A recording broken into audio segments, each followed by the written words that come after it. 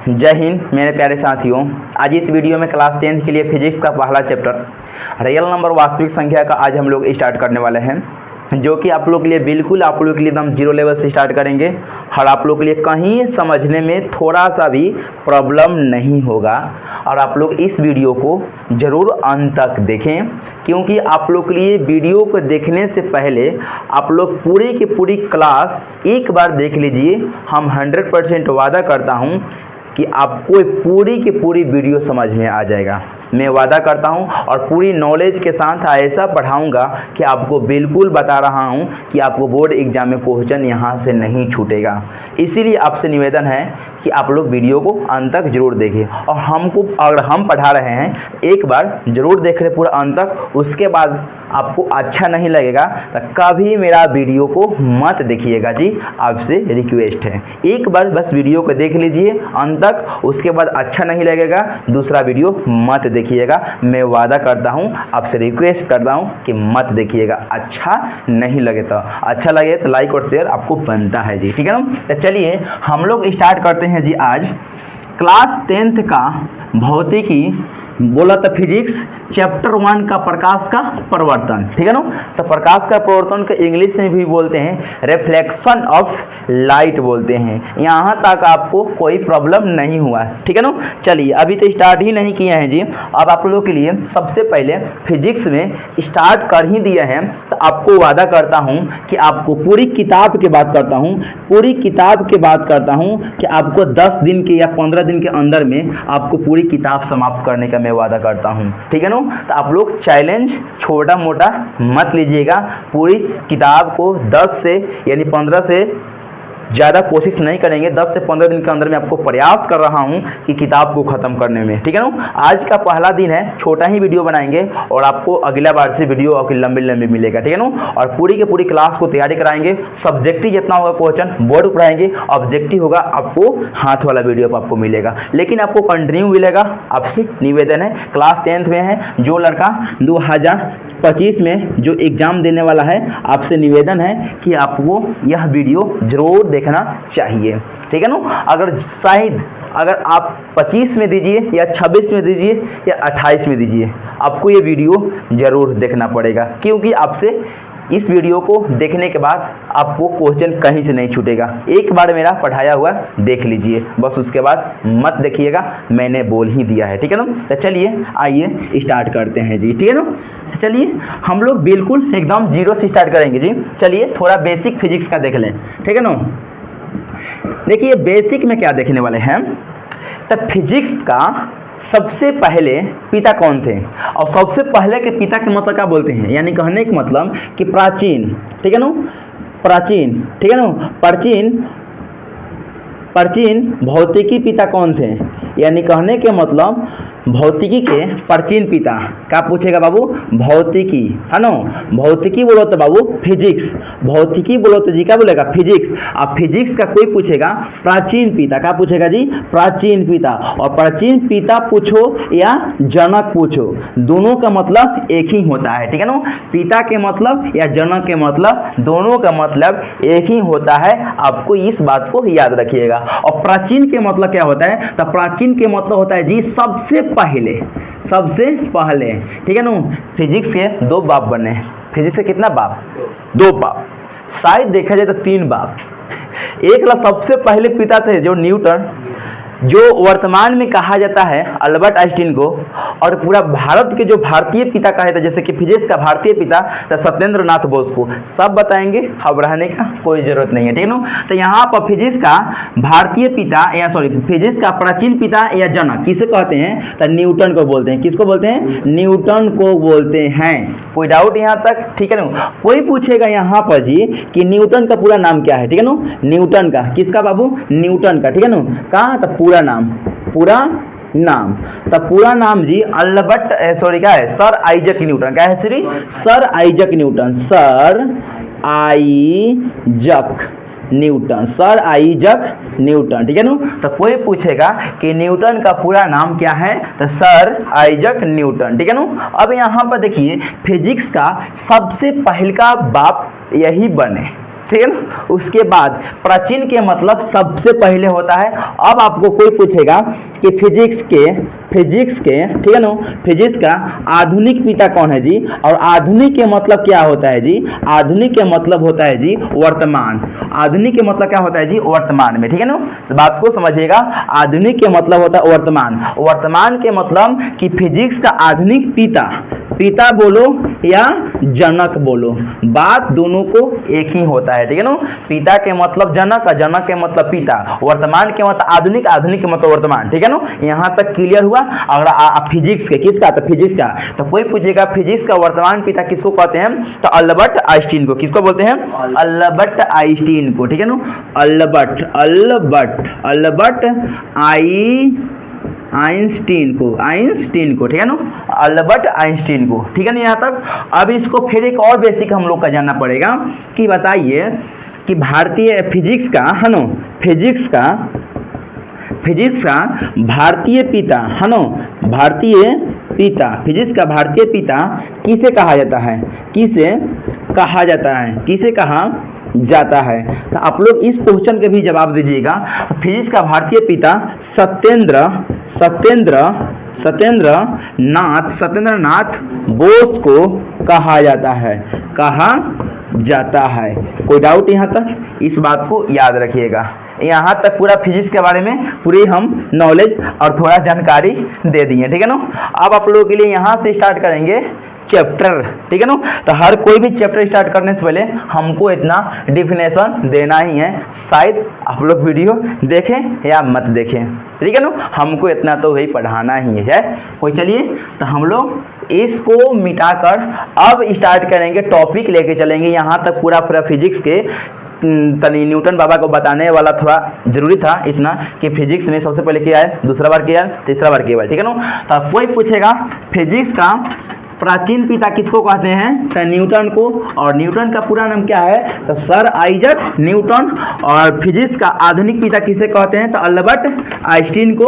और फिजिक्स का भारतीय पिता किसे कहते हैं, तो सत्येंद्रनाथ बोस को। ये तीन चीज आपको बता दिए और न्यूटन का पूरा नाम बता दिए, ठीक है ना। आप लोग को यहाँ तक दिक्कत नहीं हुआ होगा, ठीक है ना। तो आप लोग इस वीडियो में कंटिन्यू बने रहिए।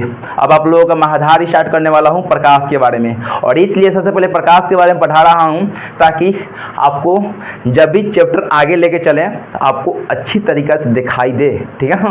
प्रकाश से देखना पड़ता है, ठीक है ना। तो टॉपिक आज का चलेगा जी प्रकाश, TOPIC, ठीक है ना, टॉपिक। और टॉपिक कहाँ के चलेगा जी, प्रकाश, ठीक है ना। तो आज का मेरा प्रकाश बोलो तो जी क्या हो जाएगा, लाइट, LIGHT। इसीलिए आपको आज लाइट के बारे में पढ़ाने वाला हूँ। तब प्रकाश के मतलब सबसे पहले समझा दूंगा, उसके बाद ही परिभाषा बताऊंगा, ना तो परिभाषा लिखेंगे तो आपको तो भागना पड़ेगा, ठीक है ना। तो चलिए जी अब स्टार्ट करेंगे प्रकाश के बारे में। तो आप लोग अब बढ़िया से सुनिएगा और बढ़िया से समझने के लिए तैयार हो जाइए, ठीक है ना। और हम भी अब रेडी हो जा रहे हैं तैयार, ठीक है ना। तो चलिए अब स्टार्ट करते हैं, ठीक है ना। देखिए अब सुनिएगा, ठीक है ना। अब ऐसा मत सोचिएगा कि अकेला कॉलम छोड़ दें, ठीक है ना। प्रकाश के मतलब होता है जी कि प्रकाश वह कारक है कि जिसके सहायता से हम किसी वस्तु को देखते हैं। सही बात है जी कि प्रकाश की वजह से हम किसी वस्तु को देख पाते हैं, ना तो ना देख पाते हैं, होता ना। प्रकाश की वजह से हम किसी वस्तु को देखते हैं, ना तो हम लोग ना देख पाते। तो भाई हमारा कहना यही है कि प्रकाश से किसी वस्तु को देखते हैं तो कैसे देखते हैं। तो आप लोग ये जवाब आएगा, बिल्कुल आँख से देखते हैं। यही तो आप लोग बोलिएगा ना, आँख से देखते हैं। हाँ जी, हमको भी पता है आँख से देखते हैं, लेकिन हमको ये भी कहना है कि और शर्त है कि प्रकाश से हम लोग किसी वस्तु को तो देखते हैं। हाँ, आपको एक प्रश्न उठता होगा मन में, बहुत लड़का को उठता होगा, वस्तु किसको बोलते हैं जी, और पदार्थ किसको बोलते हैं, ठीक है ना। वस्तु किसको बोलते हैं, पदार्थ किसको बोलते हैं, कोई डाउट। तो वस्तु दुनिया की कोई भी चीज आपके आँख से लौक जाए उसको बोलेंगे वस्तु। क्लियर, ना समझ में आया क्या है वस्तु। लौक रहा है, मोबाइल लौक रहा है जो से वीडियो बन रहा है, switch, mercury, table, bench, copy, किताब, पन्ना, पंखा, दीवार, इस सब जो भी मेरे आँख से लौक रहा है इस सब को बोलते हैं वस्तु। कोई डाउट? और पदार्थ किसको बोलते हैं जी? पदार्थ किसको बोलेंगे? तो दुनिया के कोई भी चीज़ लौके उसको भी बोलते हैं पदार्थ। तो वस्तु और पदार्थ दोनों एक ही चीज़ है, एक ही चीज़। कोई डाउट? दोनों एक ही चीज़ है, इस बात को याद रखिएगा। वस्तु बोलो या पदार्थ बोलो, समझ में आ गया यहाँ तक? चलिए, तो ये बताना हमको ज़रूरी था, ठीक है ना। अब आपको लाइट के बारे में समझाना था ना। तो प्रकाश वह कारक है जिसकी वस्तु से, जिसकी सहायता से हम किसी वस्तु को देख पाते हैं, यानी वस्तु का मतलब किसी कोनो चीज़। समझ चुके आप लोग? क्लियर यहाँ तक? Bye bye tata. देखिए अब आइए ठीक है, चलिए जी अब हम देखते हैं। मान लीजिए कि यहाँ पर एक वस्तु है, ठीक है ना, एक वस्तु है ना, और यहाँ से प्रकाश जा रहा है, ठीक है ना, प्रकाश जा रहा है। प्रकाश हरा से वीडियो में दिखाई कम देता है, ठीक है ना, हम देखते हैं ना। प्रकाश जा रहा है, ठीक है ना, प्रकाश गया। तब बाबू यहाँ से हम बारे, यहाँ हम है, ठीक है ना, यहाँ हम है। हाई तनी हम अपना को हीरो तो बनाना पड़ेगा ना, ठीक है। केस झाड़ लिए और यहाँ कान बना देंगे, ठीक है ना, कान बना दिए और हाथ, हाँ चलो ठीक है, हाथ बन गया, ठीक बा, ओके। तो अब बाबू हम यहाँ से लाइट को बारे, इसको देखने के लिए ये बाबा कौन जी है, ठीक है ना। तो लाइट से तो हम लोग बार दिए, इस पर चला गया प्रकाश। क्लियर है जी? यहाँ तक कोई डाउट नहीं हुआ? चलिए, प्रकाश तो चला गया। हम देख लिए कि राम जी है, राम जी हैं, ठीक है ना, राम जी है।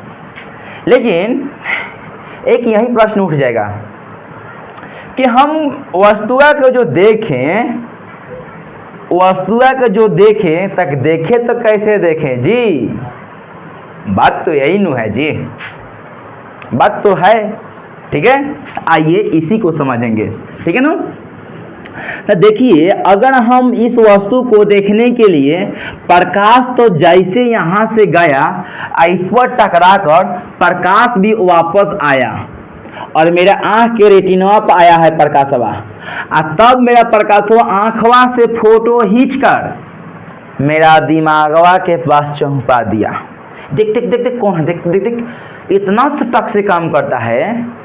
आँख के काम होता है फोटो खींचना, और फोटो खींचकर दिमाग के पास भेजना, और दिमाग पता करता है कि ये लाला जी है या राम जी है या टेबल है या कुर्सी है या किताब है या कॉपी है, फिजिक्स है या बायोलॉजी है, हिस्ट्री है, ज्योग्राफी है, पॉलिटिकल है, कोई भी चीज़ है, ठीक है। आँख के काम उतना ही होता है, फोटो खींच मेरे फोटो, हाँ ये तो याद रहेगा, खींच मेरे फोटो, ठीक है ना। तो यानी कहने के मतलब यही हमारा है कि आदेश की प्रकाश किसी वस्तु को देखता है तो प्रकाश जाएगा और प्रकाश टकर के आता है, तबे हम किसी वस्तु को देख पाते हैं। ऐसा नहीं कि हम प्रकाश बार दें और प्रकाश चला गया और हम देख लें। प्रकाश जैसे जाएगा और जिस वस्तु पर टकरा कर मेरे आँख के रेटिना पर आएगा, तब मेरा आँख फोटो खींचेगा, ये कोबरा है, ठीक है। और एक कोबरा है या कॉपी है, किताब है या टेप है, कोई भी चीज़ है, तब हमारा दिमाग के पास फोटो खींच कर भेज देता है मेरा आँख, और इतना तेज़ी से काम करता है, सेकेंडों से सेकेंडों में काम करेगा। कोई डाउट?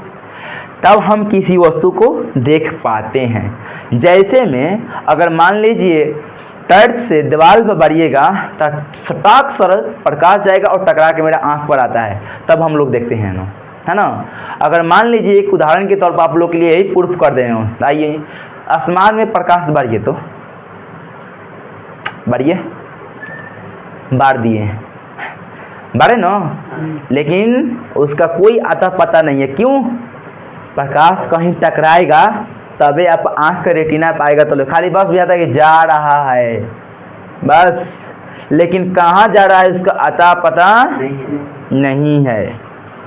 इसीलिए किसी वस्तु को देखने के लिए प्रकाश की ज़रूरत पड़ता है जी, लेकिन प्रकाश से किसी वस्तु को देखने के लिए मेरा आँख पर रेटिना पाता है, तब हम किसी वस्तु को देख पाते हैं। ऐसे नहीं डायरेक्ट बार ये देख लिए, प्रकाश गया टकरा के मेरा आँख रेटिना पाया, तब हम किसी वस्तु को देख पाते हैं। क्लियर यहाँ तक?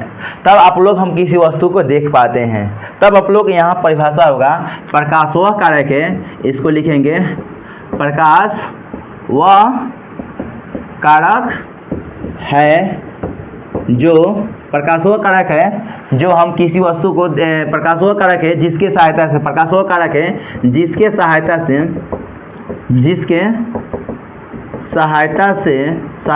से हम किसी वस्तु को देखते हैं,